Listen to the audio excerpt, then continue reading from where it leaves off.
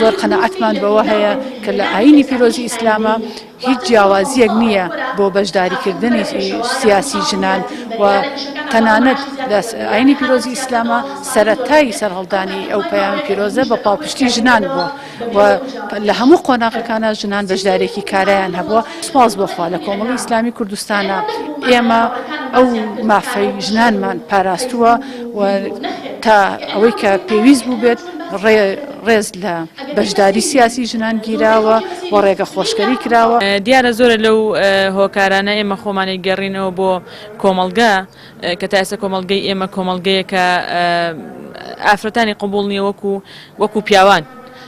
وەکو خی گەورەی ئەمەی لە قورئانەوە هاوتای پیاوان مردووە کۆمەڵگەی ئێمە ئەو بیرۆڕایە بە سەریاسەپیوە کە قبوڵی نییە. لای وایە کە ئافرەتان ناتوان ئەو بوێریان هەبێ ئەو چالاکیان هەبێ ئەو خزمەت گوزاری پێشکەشکەن. سوکایەتیەکان جۆریان جیاوازە بڵێن نەبووە نەخێر هەیە بە ڕێژێکی کەم لە فەیسبوک لەو کۆمنتانەی کە بۆ کاندیدەکان دێ. سوپاس بۆخوا کە ئێمە پۆشاکێکی حیجابمان پۆشیوە کەمتر ئەوتوانیوانە ئەو سوکایەتیە بکەن ئەگنا بۆ خوشکە کاندیدانی تر کە پۆشاکەکانیان حیجاب نیە لەوانەیە زیاتر بوو بێ.